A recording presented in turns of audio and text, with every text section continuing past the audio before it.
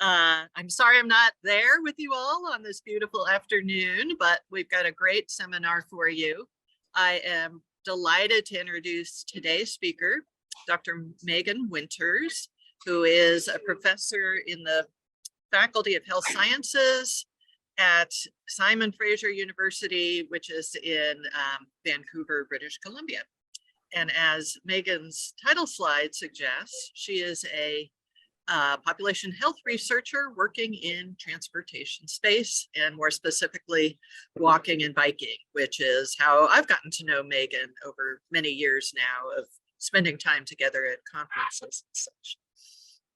I am a huge fan of Meghan's research for all kinds of reasons. But one thing that I think is very special about her work, which is a little different for those of us in the transportation field, is that she does intervention research. And she's going to tell you what that's all about. But the point is that if you want to see what's going to work to get people walking and biking more, what we need to do is try things and then see how they work. And that's a lot of what her work is these days, with a very strong emphasis on working with communities to develop and evaluate these interventions. So please join me in welcoming Meghan. And then at some point, Dylan Fitch is going to show up in the room and he's going to help with questions at the end. All right, Meghan. Thank you, Susan and group. So you folks are tiny on my screen, which means if right now, while all these things are going on, so if you need something from me, just interrupt me and make noise as it will. So thanks so much for the invitation. I'm sorry I can't be there in person and meet sort of one-on-one would have been lovely, but I'm also busy teaching this semester and it makes for some mayhem, I would call it. Just to start on sort of who I am here, I'm showing up from what is called Vancouver, BC. In fact, Burnaby, I like to just sort of put it on the table. I'm a white, cisgendered, able-bodied, middle-class, highly educated homeowner living in one of Canada's largest cities, barely homeowner. But, and that sort of brings forward a certain point of privilege and viewpoint of the world. I'm also a mother, a woman, I'm a caregiver of aging parents. And for those who have been to Vancouver, I live adjacent to the poorest postal code in Canada, where there is rampant effects of poverty and the opioid poisoning crisis just on our doorstep. And so those sort of harder edges of life are very close to sort of my day-to-day living as well. Academically, I'm a first-generation academic. I'm in the Faculty of Health Sciences at SFU. It's a unique department that has a cell to society kind of approach and a mission that commits to social justice. And though this conversation about equity and social justice is really embedded in my faculty as well, and certainly an area of growth as I've had my career. This is so as a land acknowledgement in the sort of context of Canada, I would say that I work and my lab leads work, place-based work across Turtle Island. I live and work on the lands of the Coast Salish people, the Tsleil-Waututh, the Coquitlam, the Squamish, and the Musqueam nations who have tended to this land and area for millennia. The picture that I have on this slide was intentional. On that note, this is a picture of False Creek, and if you've been to Vancouver, I'm sure it's an area that most people here would visit. It's now sort of, it's got the best bike route around it. It's very sort of attractive. It's a great tourist destination, you know, but for hundreds of years, this was actually a transportation corridor. It was a hunting and foraging corridor, and canoes would cross this land in order to get to neighbors and to visit. And so it was real transportation space. As this area was colonized, it became actually, especially through 40s and 50s, a very industrialized area and very polluted and a very unhealthy area.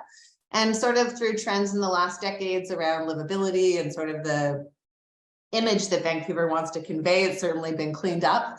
While you see a boat behind me, this is no longer a transportation corridor. This is purely recreational kinds of travel that's done there right now. But it's interesting to think about the spaces we work in every day and the different roles they've played for populations over time. So there we go. So the sort of outline for where I'm going to go today, I will tell you a bit more about sort of me and my career path to situate that. I'm going to talk about a field of work, and I'm going to frame it under population health intervention research, which is terminology that would come from a health sector, and I'll explain it and have a teaching moment.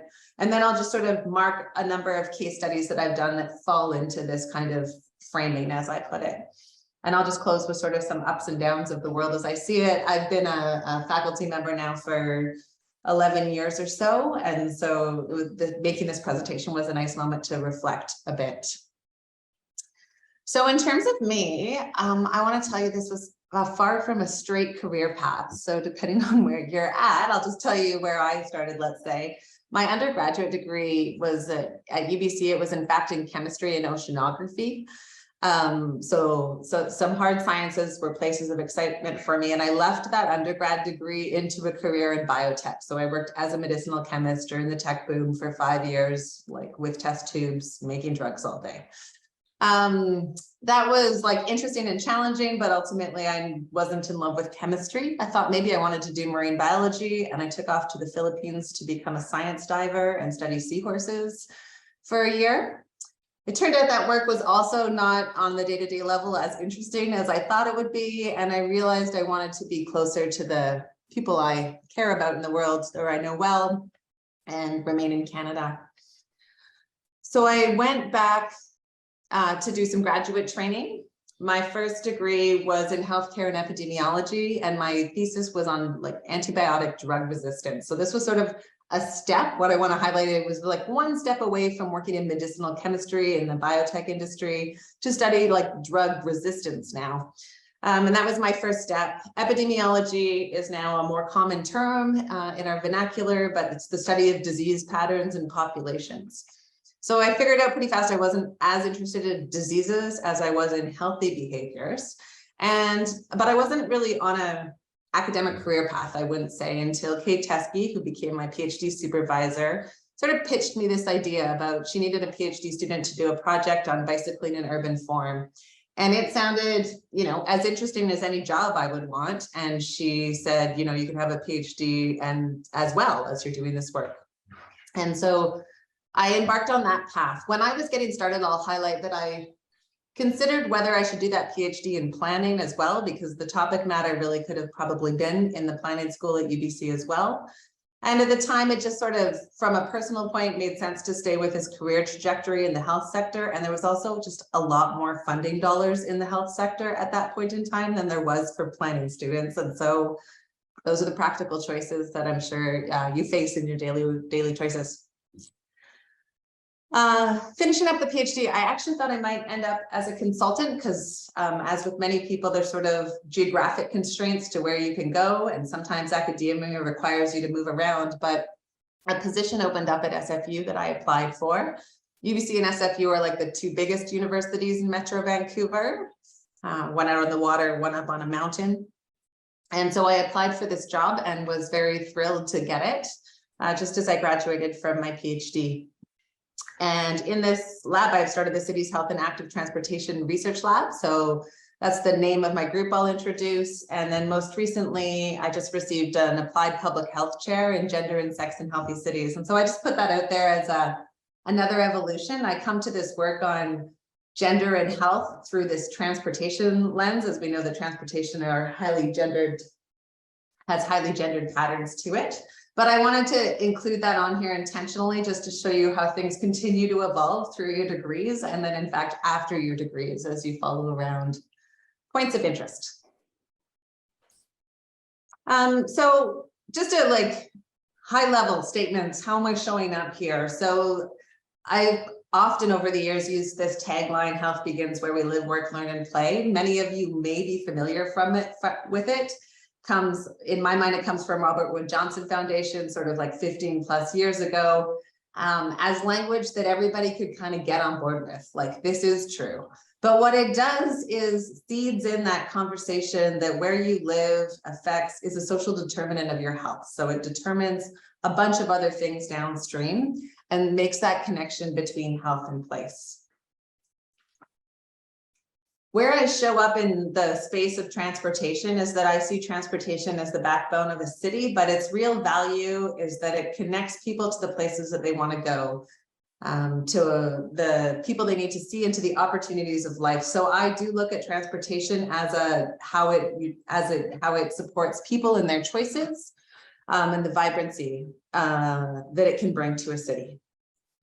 So if those resonated or not, I'm a population health researcher doing applied work with cities. I think we probably work towards many similar goals as somebody who has different training than I do. So in cycling, I'm looking to get more people cycling more often for more trips. In walking, I want people to be out and about in their communities. I want to make sure that people with mobility challenges can do that. When I'm messaging things, I do talk about individual benefits, that sort of physical activity, mental health, mobility, but I talk a lot about those population benefits, and epidemiologists often talk about those population benefits. So reframing sometimes under congestion, emissions, or road safety perspectives. And that in the work that I do, it increasingly so is really about listening for and elevating others' voices and perspectives. So recognizing that that has specific contribution to make. So I'm not an urban planner, transport geographer, an engineer, critical race scholar. I often team up with people who may come from those training backgrounds, but I would never think I knew all the answers in the training backgrounds in there. And that's a happy place for me to be, in fact. So my lab is called the City's Health and Active Transportation Research Lab. I would frame that we do applied public health research on how community design impacts how people move around and connect with each other. If you went to my lab website, which I'm very grateful for one of my coordinators keeping it up to date, it would list these projects and many more. They sort of, and so there's deeper things that can be learned. I'll highlight 4 or 5 of these ones today, but they can take you to sort of, there might be other topics that I'm not covering that you're interested in your own work. So the kinds of keywords would be built environment, mobility, active transportation, road safety, equity, public policy, and across really the vast majority of these, it's about partnership and collaboration. So these are large teams, different kinds of people, intersectoral teams coming together. Now for my academic hat, I wrap all of this under a term or a framing that would be called population health intervention research. This is something that was a terminology that I think is taken up in different ways in different countries, but was really adopted by the Canadian Health Research Funder, a decade or so ago as framing work. So just to set that up and explain what it is, because I'm sure it's not language that many of you would have necessarily seen. Sort of I think many of you would recognize that our environments shape our choices, and I really quite like this particular drawing created by a Swedish artist that really makes the clear point of what life feels like if you actually remove the roads and you think about what is left for people. So those environments that we face shape our choices, but the changing environments can be very slow and expensive. So this picture of Highline Park, which looks lovely, but for another city to think about how they could invest in something like this kind of space and make that change happen, would require a lot of levels of government collaboration and a lot of years and money. So what we often hear is that, or what I often hear is that the government bodies or decision makers need evidence on what works where and for whom. So this picture is a picture I took in Glasgow, where I lived for a short while. And they've built a whole series of pedestrian bridges that connect across this, across the river here, and connect sort of communities that would have been very hard to access by active transportation for many decades before that. And so just thinking about when we're going to do something that costs this much money, who do we think it's going to benefit and how much? So the term population health intervention research can be formally defined as the use of scientific methods to produce knowledge about policies, programs, and events that have the potential to impact health and health equity. So you can see how health continues to layer in here. It wants to know the impact of the inventor, how much, how those impacts are distributed, for whom, and how well do those interventions work in different contexts? So can we just port them from one place to another?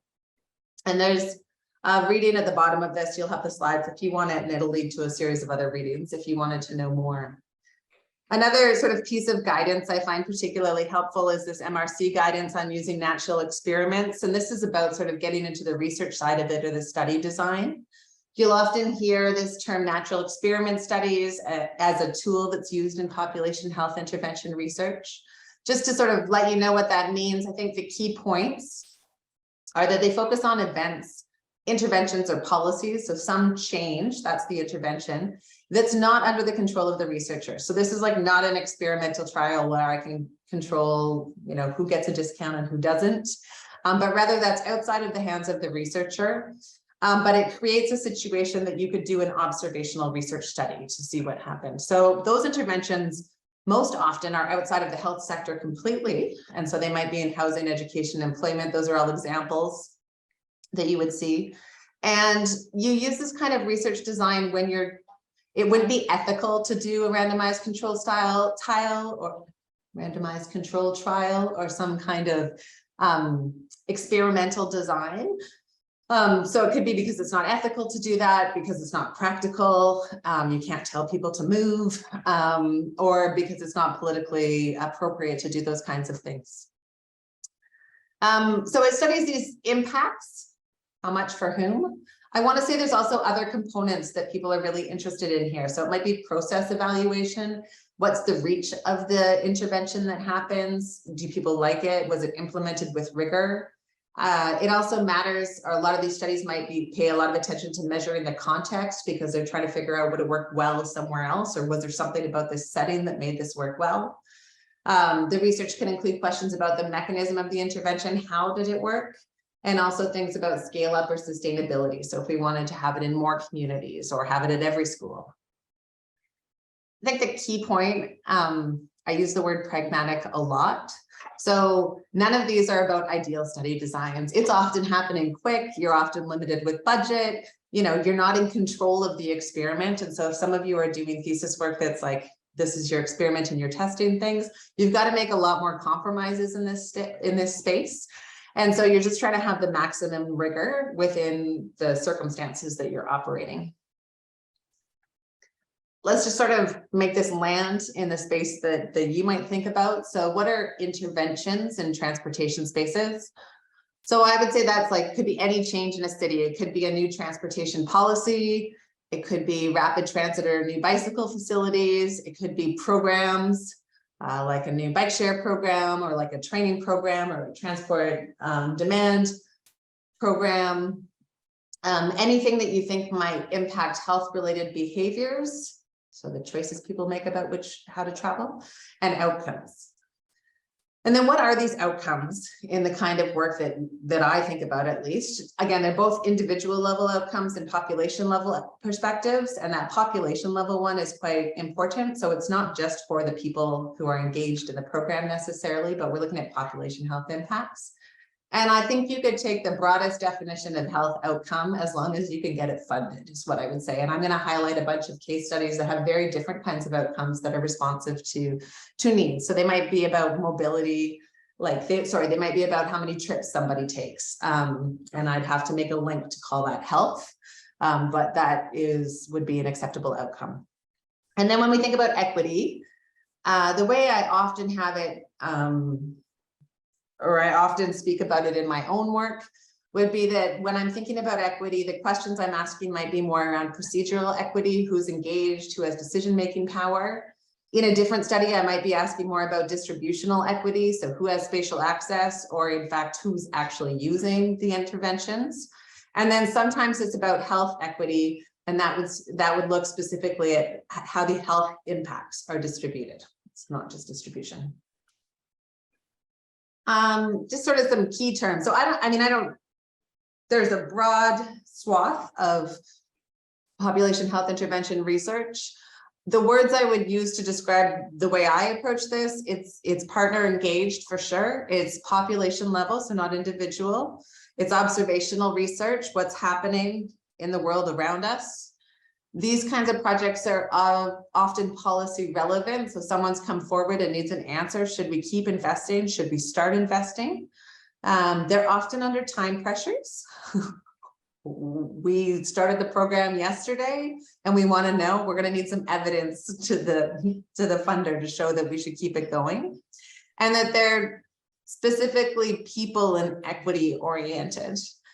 And then the kinds of tools in the toolkit, I would say you need a broad set because you need to be responsive to the best way to do the research given the circumstances and constraints you have. These are the kinds of tools that we use regularly in my group. They go beyond what I was trained in my PhD. Some I'm very used to using now. And other times I'm certainly partnered with somebody who I think has can provide strength to our team in terms of doing that kind of work. And as I'll show in my case studies, many studies would use many different kinds of tools at once. As a pause, I want to emphasize, sometimes I notice the difference between, I mean, lots of transportation researchers are busy thinking about people, but some aren't. I don't have one population that I'm focused on in my career. So I spent some time sort of doing more work on older adults. But I would say over the course of my projects, I really let the situation dictate which population we might be focused on here. And so I'm speaking with partners to say, is there a group that you're most concerned about here? And then sometimes if they're not concerned, and I think they should be, we may, you know, enact an arm of the work that would focus on it. But thinking about and listening to the perspectives of how older people or kids are feeling on our city streets or about their transportation choices continues to just keep me really interested in my work. Okay. So I'll just head through some case studies. There's about 4. I'm not going to give a lot of detail on any of them, but I just picked 4 that I thought would highlight different aspects of what it feels like to do this work. This is the very first study that I got funded as a faculty member. In fact, it was a 2-year grant. So note already, I have 6 years put here. This is the story of what happens when you do population health intervention research. And it was to study Vancouver's bike share program, which was meant to launch in 2013 and ultimately launched in 2016. So I've sat along with funding for a long time. And I would say, you don't need to read anything on this slide. I'll highlight a few things, but we did every kind of research available as we were sort of waiting for this to launch. I just highlight here the methods we used. Again, as I said, this one was very broad. The different kinds of outcomes we had, because I mentioned that they have to do with health, but none of them would be like, or not many of them would be squarely called health outcomes themselves. And this work went on because it was partnered with the city. So originally I wrote a grant and asked the city to sort of join up with it. And then by 2 years in, the city was like, can we give you a contract? Because we'd like this. And then by the end of it, they were like, actually, we want another set of focus groups. And so I think I was done with this project before they were done with this project. And in fact, I'm putting in a proposal because they're doing an equity expansion right now. And apparently they still want to know more. So 5 years later, they've come back for more information. Just to tell you, I mean, in some over the years, and I'm grateful for the large team that helped me with this, we did over 10,000 surveys, almost 500 hours of observation of who was using things. Sort of every piece, I had a lot of maybe time and focus on this particular project.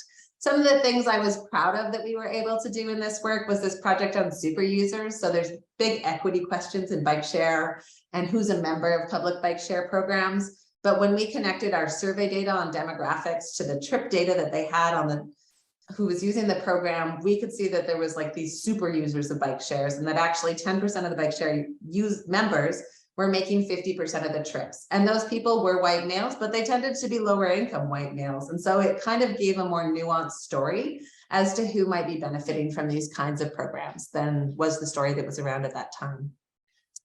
This project also had a real like user experience, or like not even user experience. It was with people who weren't represented in the public bike share member base. And so we did focus groups to understand sort of what the opportunities were for expansion. This was actually asked for by the city. And as we delivered the results back to the city and the provider, like some of the real key things that happened after that was we had spoken to English as a second language schools downtown, and people were in town for a short time. They wanted to use the program, but they didn't know how because there wasn't a way to access information about the program. So it involved new partnerships right away, as well as lowering the age limit, which was one of the things that a lot of mothers had said is that, they couldn't ride with their teens on them because of the age limit. And so a lot of changes happened, I would say, informed by our work or rationalized by our work and that have happened in subsequent years. Okay, the next one, case study 2.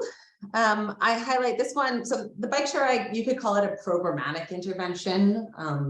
There is infrastructure, but it's sort of a program. The mid-sized cities project, we were looking at infrastructure interventions, and the story of this project is that the city of Victoria decided to do a rapid build out of a AAA bicycle network over the course of 5 years. They had a very ambitious mayor, and I would say we came together. So this is I would say equal parts, we came together and we wrote a grant and to look at what the impacts of that building out a full network very quickly would be. So things to highlight here. In this case, we needed control, or decided we needed control cities, so comparison cities. And you can't match things perfectly like you would if you were doing an experimental trial. So instead, we're stuck with trying to find cities across Canada that appear to be comparable to Victoria, but we don't think are building anything over the next 5 years or doing a big build out. This is no easy task. So we worked with Victoria and, what do you think your peer cities are? What's happening? We looked at other programs. And I will say we ended up picking 2 comparison cities. One is definitely not a climate match, but for different reasons. And it was a good idea that we did because unexpectedly in the course of our project, Halifax got a $25 million infusion to build out a network of bicycle infrastructure that they intended to move on very quickly. And so what was our comparison site would not have been a comparison site. The other thing I put on here was just this figure on the corner, this wheel that shows you the range of different impacts that we are studying here. And some of those impacts were driven by the research teams, and some of those impacts were driven by the city's interest. So in fact, we weren't even going to do that much safety work in this particular grant, but that came up as important. And then this economic benefits was something they really wanted to walk into. We couldn't do all kinds of studies on economic benefits because you folks would know that it's complicated to look at business impacts in the same way. But what we could do as health researchers was look at the health related economic impacts. So we used the HEAT tool, and we did that intentionally as a way to help cities test out this tool and see if it was useful for them in their own work. So in addition to Victoria, or to Halifax getting an investment in money, some other things went wrong. So this study period spanned COVID. We were looking at changes in cycling, and because of infrastructure, wanted to be able to attribute it to that. And then COVID happens, which changes everybody's travel behaviors. There's a whole host of work underway in my lab that's being led by a PhD student, Jamie Fisher. I just put this up here as a sample right now. She was interested in looking at how has cycling changed in these cities, well, in Victoria and Vancouver, actually. How's the patterns of cycling changed during COVID? And she uses Strava data to do that. And to map out where you saw more cycling and where you saw less cycling. So again, we pivoted, I guess, because of COVID, to look at what were our cities doing, and they were rapidly doing street reallocations like we saw in many cities across North America and Europe, where people were making cities were making unanticipated changes. And so Jamie's work is really mapping out what happened to those patterns, and noticing like where people weren't making trips to downtown corridors and how heavily they might have been using these particular kinds of corridors. So if people are interested in modeling with Strava data, I would say I'd love to put you in touch with Jamie. Okay, third case study. This is my Interact team. So this was a big career move, I would say, to me, where I wasn't just looking at cycling interventions anymore, but instead I was looking at different kinds of built environment interventions across Canada and different cities. So some greenways that were really about walking and cycling, bus rapid transit. In this case, the cities selected what were the major built environment interventions happening in their city in the next 5 years. And this was a large scale team grant. You can see the methods got a lot more broad here. This was a team of like computer scientists, urban planners, like a very diverse group of researchers coming together. And we co-developed what outcomes we would have with our city partners. I want to highlight here? Well, the first thing I want to go back and highlight is that I'll just tell you there is still 5 years in, there is no bus rapid transit in Saskatoon and no sign of it for years to come.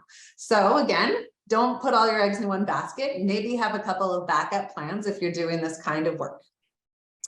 So just to highlight a few things we did in this place, we wanted to understand, we started to move a bit more into like, how is this policy decision making happening? So what, and the first way we did this, or one way, was to look at this, do concept mapping with decision makers and the public to look at, from your perspectives, what factors impact success or failure of Victoria's Biketoria Cycling Network. And I want to tell you, we put failure in there very intentionally because we didn't want all the good news stories. We wanted to know what'll it mean if it goes wrong. The other thing I'll highlight is one of the core parts of Interact are these cohorts that we have where we're trying to do longitudinal data collection with the same people. This says 3 waves, and then we got another 5 years of data. So for 5 waves, it is extremely hard to follow populations over time. So that is an exciting part of our work, but also just a major investment of time and resources. Maybe on the other hand, one of the pieces of this project was these qualitative interviews. These are examples from what we did in Victoria, and the mayor of Victoria for 3 more days, or uses this material all the time. So Victoria's got some counts, some information, but they don't have the narrative behind things or the story behind it. And one thing they've really valued was our work in sort of expressing people's experiences of their network. So this first one here says, "This was built for me in mind, me and other people like me who travel this way. It's as if the city is like, we like you and we want to make you feel welcome." Okay, so just sort of giving that like experiential aspect to it was something that I know the staff and the elected officials have really valued in our work. Okay, the last case study I want to highlight, because I thought this one might resonate with some people's work in the room. This is a project that I did with Alex Bagazzi, who's now at UBC. He was in Portland for years. It came about, this was a highly political project, so this one was entirely city driven. This is the 10th Avenue corridor in Vancouver. It's a hospital precinct area. It's a very complicated space in terms of the diversity of users, in terms of the space, in terms of emergency departments, entrances, and other things. And so this was very much partnered work. Alex's team did a video analysis and set up multiple sites and analyzed thousands and thousands of pedestrian and bicyclist interaction. So the core interest here was actually from the pedestrian standpoint, and are bicyclists the problem along this corridor? I would say that was the thrust of what the city was responding to in terms of pressures and politics. So Alex did a video analysis and a survey to look at yielding and comfort and safety, and we worked together. But what they brought me on to do actually was to walk with stakeholders along the corridor. And I did these like hour walk along interviews with different stakeholders that was just super fascinating. Employers along the corridor, people with disabilities, to understand what was working for them, what wasn't working for them, and to bring those perspectives forward. And the city thought that that aspect of this work was absolutely vital in addition to this quantitative analysis. The kinds of things it sort of brought up is where they were doing well, but where there was maybe tweaks. And so we don't need to go through any of these in particular, but they came up with this narrative. And so maybe at this entrance, I'll pick this one at the top corner. At the entrance to the corridor, there's a delayed signal for the cyclists when they cross here. And so the cars go first coming towards you and they turn left into you, and there's just no signage there. So some of the fixes are not actually difficult or expensive or even difficult here, but this is a major cycling corridor and it has a different kind of treatment than what you've seen elsewhere. Okay, in the interest of time, I'll keep going. So moving forward, so things are shifting for me, I would say. Those are examples of specific projects. Right now, I've got 2 sort of responsive programs of work. And so where we're less likely to lay out exactly what all the project activities are, and we're more likely to be really positioned to partner and act on what's happening here. One is a large SSHRC partnership grant, which has researchers across the US and Canada involved in it, and a heavy number of government agencies and transportation companies. One arm of this is looking at innovative policies and pilots. And so that really is like the intervention space within this project. And this is the case where I said the city of Vancouver just pitched that they wanted to do a pilot and that it would be about equity, the impacts of the equity programs that they'd incorporated into the public bike share programs. The second one is my applied public health research chair, which looks at research and action in healthy cities. This is in helping cities move forward to advance social equity and especially gender equity in their processes and policies and actions. I'm doing this with the city of Surrey, which is a large municipality, the fastest growing municipality in BC, adds about, and and a highly racialized community. It's a city that would not have been known at the forefront for active transportation in any way, shape, or form, and really struggles to address the rapid population growth, a lot of young families, a lot of affordability issues to do the work. Okay, the final section is just sort of ups and downs.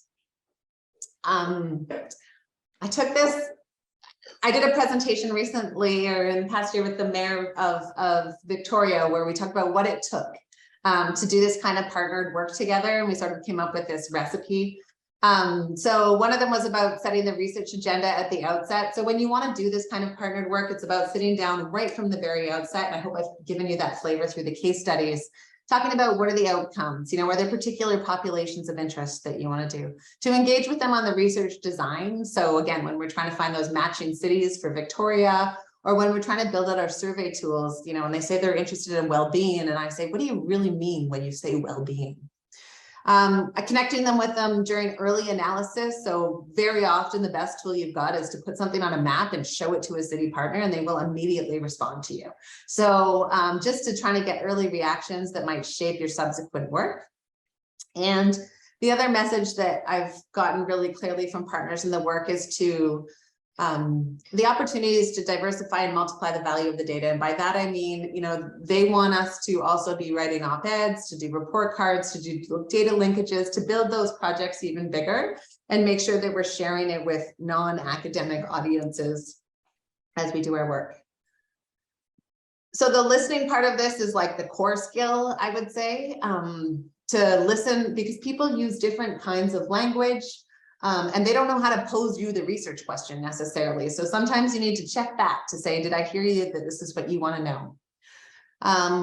Whether you're speaking to planners and engineers, I've noticed a lot, sometimes I'm speaking to large cities who have capacity and skills and GIS teams.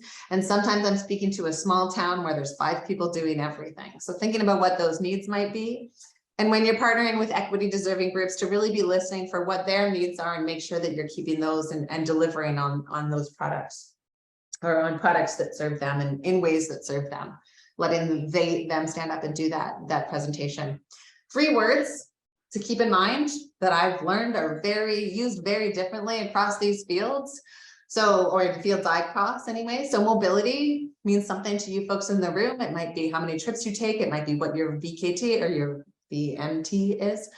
When I work in my health audiences, mobility might mean, can I stand up from a chair? Okay, it might mean like, what's my actual physical ability to move? And so just making sure that you're on the same page with whoever you're talking to when you use that word mobility.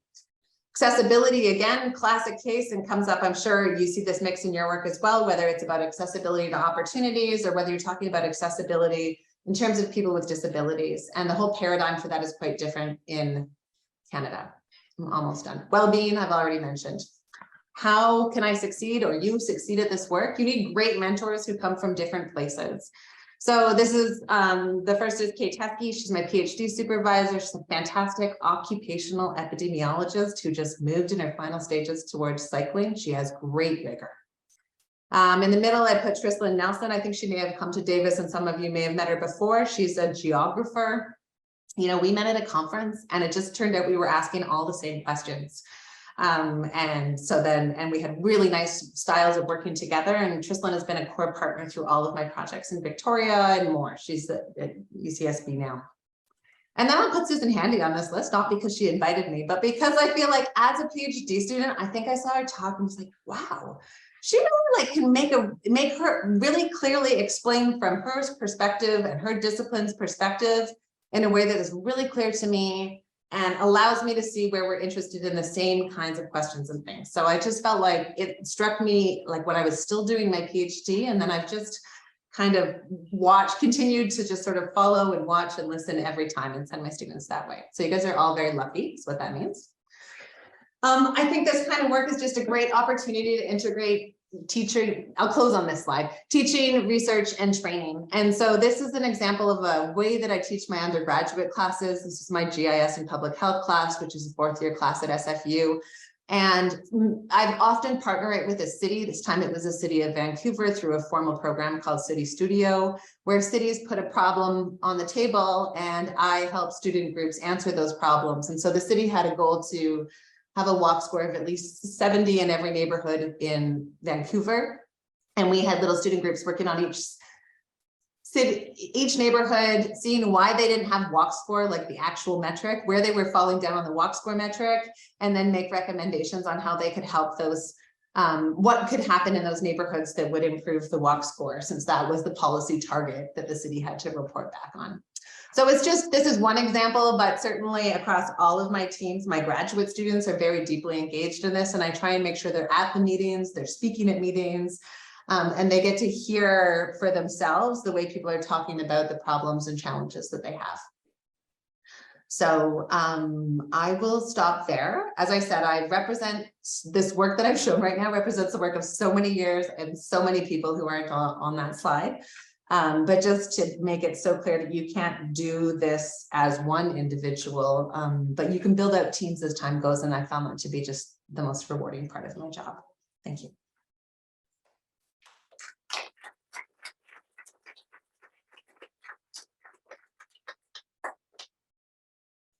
Thank you, Megan. That was fabulous. And thank you for the little pitch.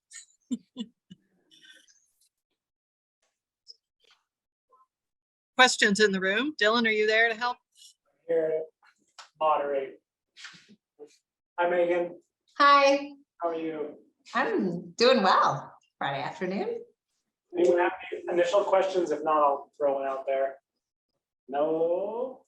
Okay, first one. So I think it's quite impressive, these large partnerships and these massive multi-year projects that you've done. Do you know if are there examples of similar work in the US? And second, as a follow-up, what are the transportation interventions that you think are unstudied or understudied that these types of designs could be useful for? Huh.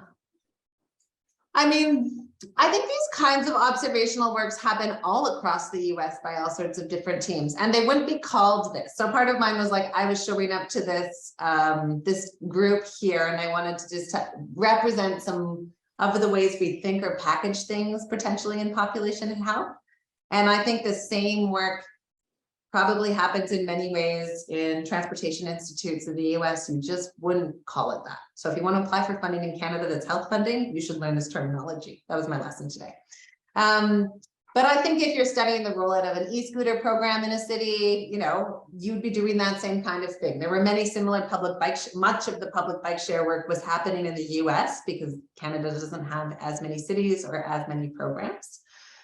So I bet that people in the room where you are right now are doing population health intervention research, or their work could have been framed as population health intervention research, should you have wanted it to. The second one, are there things that are understudied? How would I answer that question? Yes, people like to study. I'll answer that question under the guise of, I kind of have an endless idea of things that I might want to study, and some people want, so I'll pick on one. Some people want to study things that I'm not sure have population health effects yet. And so an example of that, at least in the context I live in, are autonomous vehicles. So they are, this is interesting. This is transportation, innovation, and revolution. But if I looked at a project like that and said, would I study it? Could I get health research funding for it under population health intervention research? I would have to say, do I think that that has a population health benefit? Like it's going to affect large swaths of people in terms of their health benefits. And I would say in the case of how they're implemented in Canadian cities right now, which is like one or two here or there, they're sort of a long way off having population health benefits.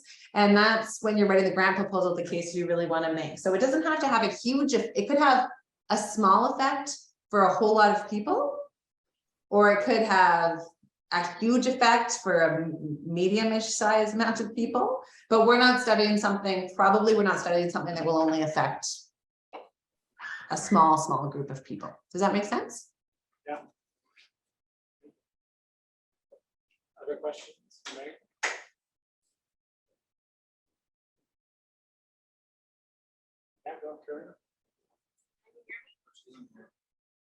I can't hear you, so I'm gonna need someone to repeat or a microphone right there. All right, I think I'm unmuted now. I hope I'm not interrupting anybody in the room, but I have a couple. So you touched on a couple of things that I'd like to just have you elaborate a little bit, because I think they're really important points. One is the challenge of doing these natural experiments, both because you have to do it over a period of time because you need the before and after, and because you have no control over when things actually happen. And then also your use of mixed methods and why that's been so important to your work.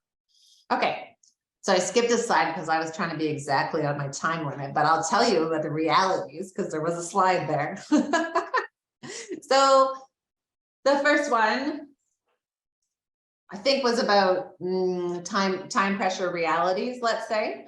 So that was one of the key things is the recipe to try and follow what's going on. But even if you have every month you're talking to your city partner there, they don't actually know when the bus rapid transit is going to get funded because that's bigger than what's possible for them.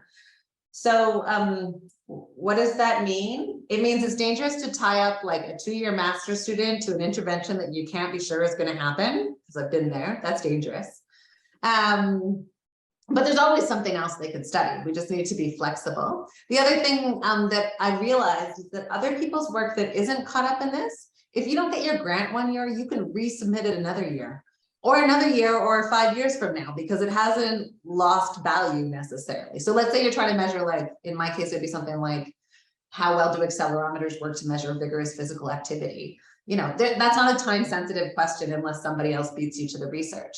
But if I've written a grant and I don't get it, and the intervention launches, they build it, I've lost my moment for baseline data. And I can't just resubmit that same grant to a future competition. So things become a little more high stakes in this world, I feel like, both at the getting the money stage, and also, you know, you've designed the best possible research program, but for sure something is going to change that's out of your control. I hope I didn't turn you off doing this kind of work. It's actually what makes life fun and interesting for me, because I like to solve problems. Many of you are engineers, possibly. You like to solve problems too. But there's sort of workarounds, and for me, that keeps things quite interesting and rewarding. Second question, mixed methods. I find it nice to come at an issue from a few sides. So sometimes you get a data point and you don't understand what's underneath it or why you got the data point you got. And I really love the ability to talk to individuals or to triangulate with another method to try and understand what the backstory is here. So it just allows us to complete a bigger picture. I also find that when a decision maker wants information, some of them want hard numbers, some of them want a narrative story, and some of them want to look at a map that resonates, or like have a visual that resonates with them. And so I end up writing projects that address many of these components, because I foresee that there's different decision makers and they also change jobs, disappear, get reelected, and the next government wants something else. And so I design it, I guess, from the outset that way.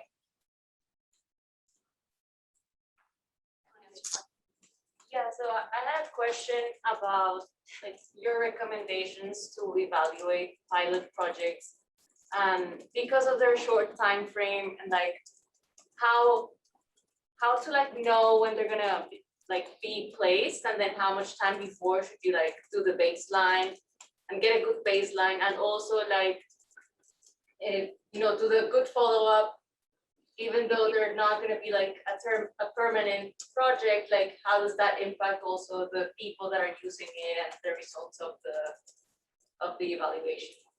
Do you have a project that is driving your question? Well, they did a lot of pilot cycle lanes in Bogota, and that was an issue when we were there, because they wanted continuous real-time data that was going to be possible to do, to evaluate if they were going to be left in place or take them away. And it was really hard because we didn't have the data to compare it with before because it was during COVID. So Yeah. Yeah, I mean, I think over time, so I listen always. So let's just say, we'll take yesterday's conversation with the bike share when they were like, oh, we want to do another whole realm of work. And I was like, is there a time that you think you need to report out on this? Because like you just come and you have an urgency for me. But is there, do you have some, did the partners have some deliverable at which point they need to report out on? So that's a crux to me thinking about, you know, again, this is all pragmatic choices, right? But I know they're going to come for pressure at that point in time. I think things always have sort of shorter and longer term impacts. And so you are left design, you need to do a shorter term impact, I would say, because everybody wants to know what was happening in that time. Before, you know, if we hadn't done interim data collections before COVID, and instead we just had something at year one and something at year 5 with a COVID in the middle, there would have been major problems for us. So I think take home answer, you want multiple time points. How early you can get baseline data. I mean, usually I'm running as soon as we've got a project idea to get your baseline data. Because the worst thing that'll happen is if it's delayed, you'll have one round of baseline data and another round of baseline data, and that's a great stable estimate to have happen. So in the case of bike share, we did have multiple pre-surveys because they delayed for so long, but that allowed us to get a measurement of what was happening. We were only going to have one originally, and we had multiple time points, so we could see sort of what was happening even before it launched, and then we had multiple waves afterwards. There's budget issues there, but you try for that. So there's not, I guess there's not one single answer. I would say that when we're working with someone who really wants real-time data, I mean, the work that Jamie's doing with Strava is in part because, you know, it's not perfect, but it can tell us something, and it's the thing that's going to give real-time continuous data, right? So if that's the question, I guess I try and present all the data that we have with the limitations that are true for it. And see what could we benefit from. I feel like I really got this from my PhD supervisor. Is like, what is the good part of this data that you can be confident in, but not to hide the sort of limitations of the data and what you don't know. Hope that helps. There's not one simple answer to your study design. Multiple before and hopefully multiple after, if you can pull it off in your thesis time or your project funding window. Questions? Yeah, thank you, Megan, so much for your presentation, and thank you for starting also with the positionality statement and land acknowledgement, and looking really on the equity lens of transportation here as well. I had a question about the data that you're using, for example, in your shared micromobility programs. Did you have any run-ins where you were using data and there was some equity concerns about the collection of the data? Or were you able to compensate non-users, for example, for their time filling out surveys and things like that? Or do you have any experiences on how you were able to, you know, mitigate for some of the equity also in the data collection aspect of your research? Yeah, I mean, so more generally, if we had a case where we had people in control groups, they would be compensated for doing their surveys in the same way that people in some kind of intervention group were. So if that was the case, they would absolutely be. The study I didn't do was going to offer free scooters to someone. A study that never happened wasn't, it wouldn't have been a population health intervention research, but it was sort of an intervention trial where they were trying to give people free scooters.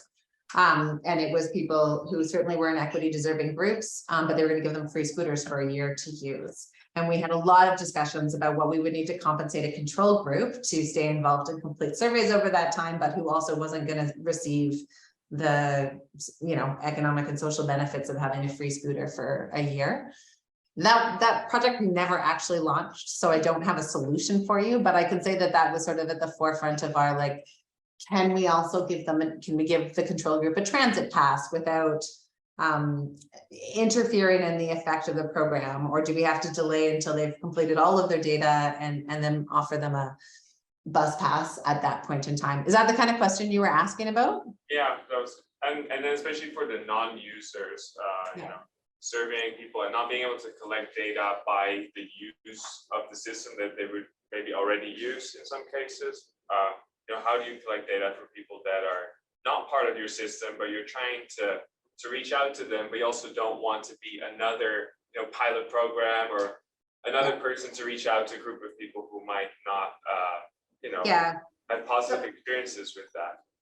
Yeah, so with the public bike share program, when we did 2 rounds of maybe 13 different focus groups with different kinds of populations, I would say those people were well compensated for their time, and actually some people gave me feedback they were overcompensated for their time, but I don't feel that way. It certainly was a value in their time and work. And we worked with partner organizations to ensure that we were offering the focus groups in the places that they would want, and had food as was appropriate for what would happen in those environments. But any of the like qualitative interviews, I would just really do my best to make sure that there's adequate compensation for their time and expertise. Those focus groups, I mean, just to put a number on it, I remember those focus groups happened like, this is 2015, so scale back. But I feel like maybe they got paid $50, and it was $50 and it was cash, which was not what my ethics department wanted.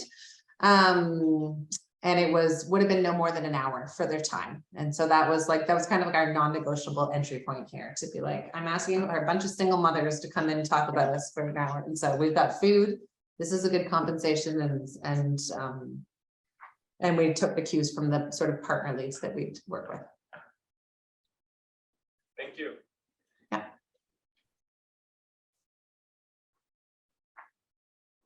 Other questions?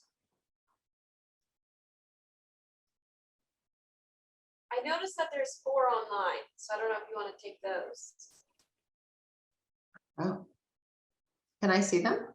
I can't see them. You should be able to. I see a chat.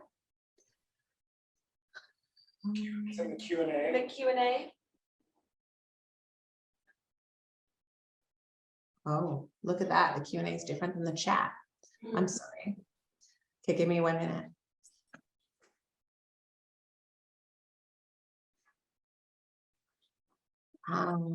Okay, I'll do Lyndall's question first.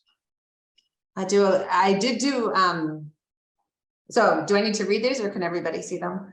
This is about these kinds of changes, multimodal changes being made, resulting in biking, scooters, and pedestrians mixed in the same space while separated from motor vehicles. This can be especially problematic for people with disabilities or people who are old. Have you studied the impacts of changes for people with disabilities and old people? So of the case studies I talked about, the work that was along 10th Avenue in front of the hospital precinct, my role was to walk around with people with disabilities and older people, and using that corridor as well to get their perspectives on how this was. And if you ever come to Vancouver, this is the most heavily designed corridor that we have in existence in Vancouver. Okay, so there's like more paint, more curbs, more marking than you can imagine. I had just an amazing meeting with a fellow who uses a seeing-eye dog on his travels, and he's just like depth of information and advocacy for people with visual disabilities along there. You know, it's interesting for him to say, he said that they've done all that maybe what he reflected back to me is there's a host of different competing interests here, even amongst people with disabilities. So what some people need was different than what he needed. And that in fact, there was just so many people along this corridor that it was no longer a safe place for he and his dog to be traveling anymore. He did not feel that there was something else that could have been done by virtue of the design. It was just the sheer complicated nature of that kind of environment now. So he felt listened to, accommodated, but he acknowledged that the people in the wheelchairs needed something different than he did. So sometimes it's a bit about a deeper listen to those kinds of opinions. And again, that was sort of one person's story, but I've only done that kind of group. I try to do that kind of experience in a deeper way. So with focus groups, we also worked with older adults. one of the things, with bike share, we had a focus group with older adults.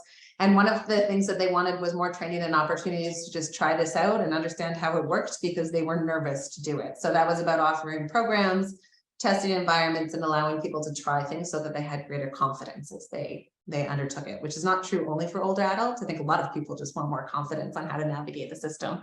So sometimes these are shared challenges. Okay, have I studied the impact of transportation directions provided to facilities or beds? I haven't, but I regularly write back to people who invite me to events and don't tell me where I should park my bicycle. That's what this means. Don't tell me where I should park my bicycle. Don't acknowledge that we might need safe parking for the e-bikes that have gotten there. Don't acknowledge where there may be shower facilities if that's important. And so I feel like that's what I take on as a personal service, is to just make some noise every time that this happens to me, which is often. So I haven't done a full study on that, but I'm with you that I'm always impressed when I get directions to somewhere that are complete. Are there any studies to show how active transportation impacts food choices and eating habits? Michael, I don't.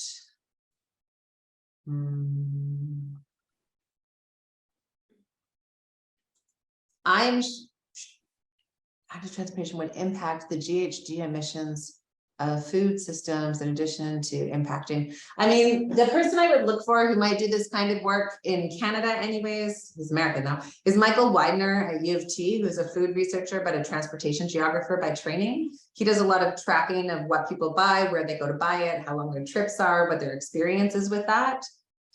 And perhaps that's one space that would be in. I don't think you asked me about food delivery, but there is a lot of research now on food delivery, or a lot of sort of research energy building, I would say, to the entire food delivery systems. I don't know what it's like in Davis, but in the city of Vancouver, especially like through COVID, post-COVID, we have an incredible number of food delivery people, and especially food delivery workers who are on e-bikes, who are on electric unicycles, and who are on e-scooters. And so I don't know if I know that those people would not have been making as many trips on e-bikes, electric unicycles, and e-scooters otherwise, but I don't know what trips these are replacing in terms of the people who aren't going to do their grocery shopping or aren't going to the restaurants to pick up their food. So that's just an interaction between food and micromobility that I notice a lot of right now. Can I talk about research on the measurement of context that you could apply in other contexts? On what topics? Okay, I think what you're asking, Tara, perhaps, is about how to go about measuring context. The work that I would follow on this is, like, I don't know if this is the same terminology that would be used in your field or in the US, but in implementation science, so this whole field of implementation science, which is the hot term in the health research world that I work in. And that would look, it's very similar to like what works where for when and who and how. And they have a lot of structured approaches to how to measure implementation context. And so that would be measuring the political context, measuring the like built environment or the physical context for something, measuring the organizational readiness for something. And so I think it's DeHall and Dupre.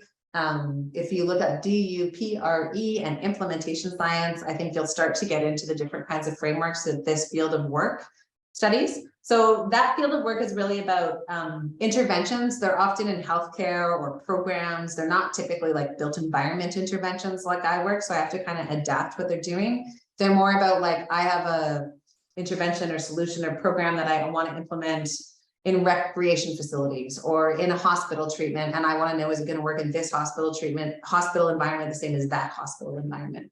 So they have, anyways, this field spends a lot of time measuring context and developing frameworks or structures to organize information about context. And I would suggest you go there if that is an answer to the question. It's narrative work often. Okay, great. Megan, I've got another one for you. Yeah. On your work where you showed your case study on the AAA rollout, and you were showing this big graph of all the benefits that you measured. And I know you had these nice infographics on benefit cost ratios. Yeah. But then you mentioned like, oh, we didn't look at all the economic benefits, but we looked at the downstream economic benefits of the health benefits. So my question, so we've been doing similar work in California for active transportation funding projects. And so my question to you is, what about all the missing benefits, the benefits that are hard to quantify, the benefits that are hard to monetize? When you present these ratios, what do you do around all of that? How do you estimate how large of a gap that is that you missed, and how do you communicate it? Yeah. I mean, I watch for who has a career to put into this so that I can like lean on that perspective. So I guess when we walked into it, I was like, I can do this. There's a tool, it's containable, it relates to health, I can cover it. It's not satisfying to me either. And it's not satisfying to necessarily to my city partners who would love this, a fulsome component. Some people might be familiar with Todd Littman, who's active at TRB. I say this because he's based in the city of Victoria. And so I think it's called the Victoria Policy Transport at VPTI. So he tries to cost out more fulsomely different kinds of benefits that might be related to active transportation. My sense is there's still so many questions under there that the cities aren't necessarily confident in responses that we can give them. And so, Dylan, I guess I watch for, the right combination of economist and modeler. The point I would say from my partner who worked on this project with me, who's a health economist, okay? So like not, health economists don't work in dollars, is what he's told me. They work in trade-offs because none of these are free dollars. If it was dollars, like you don't save any dollars in his mind, you would have just decided to spend them here versus there. And so he's, he's a colleague in my faculty at SFU. I really enjoy working with him. It's interesting to get this sort of like rigorous economic perspective, but I don't have I've not in all of these years found a transportation economist whose work we've really been able to grab onto and forward. That's a very dissatisfying answer because I can't do this well. So if you can make the next paper come out of UC Davis that does this well, I think the cities want to know about it. What we were able to talk to our city about is, there's this, what they're really worried about, right, is the pushback they get from businesses. This is the one they actually want to know about because that's what they're under pressure from. And there's great work that comes out of the city of Toronto, which is at least a Canadian city, let's say, where they've done several bike lanes, like the Bloor Street bike lanes, and the Center for Active Transportation has done intercept surveys and has done business surveys and has tried to tap all of the kinds of data they can to understand and show evidence that people come more often and spend as much money, if not more money, than the people who drive to particular areas, and that businesses consistently underestimate how people get to work, how people come to their business. So I think people arrive by car when in fact they are walking and cycling to get there. I think the other nuance that I would always say is that, this is not true for every type of business. So there are different types of businesses, but there are also cargo bikes and electric bikes, and I only ride my bike to Costco. So this is all possible. So that I guess when you're scoping out all of the other economic impacts, sometimes the person is interested in like life cycles and GHG and social benefits. Sometimes the person is just interested in business impacts because that's whose the pressure is coming from. And then what we were able to do was these health related impacts. So it's that listening question to say, when they say, I want to know what the economic impacts are, I just make sure you ask them, like, what would be the convincing evidence for you?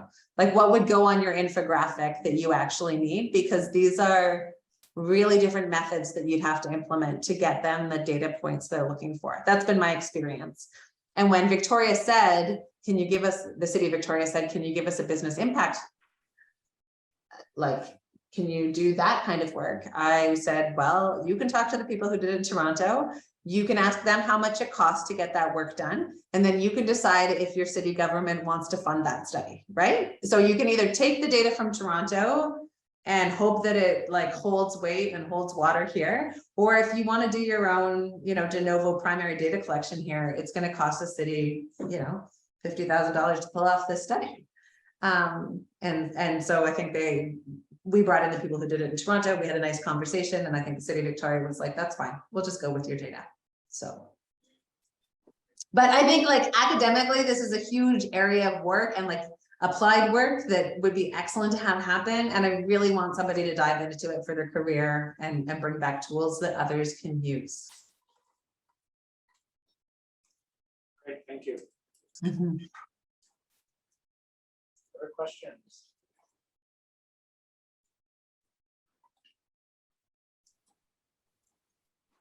Susan, any questions from you? Yeah, I think that we've probably kept Megan on Zoom for long enough for a Friday afternoon. But I just want to thank you so much for sharing your wonderful work with us. I think they're fabulous lessons for our PhD students who are thinking about their research designs and their research methods. And then also at Davis, we really pride ourselves on linking research to policy and practice. And I think you've shown us a wonderful model for how we can do that. Good. Thank you. Good luck. I mean, I would just say, I hope I didn't make it sound too hard, because it's not that hard. And it's so rewarding when someone sends you a screenshot that says, this is your data, it's in our policy report. It's like, oh, so sometimes you don't even hear it until it comes to you third party. Yeah, so yeah, I feel like that's rewarding work, and I wish you all the best. Thanks for having me. great. And we'll get you to Davis next time. I will. Okay. Bye-bye.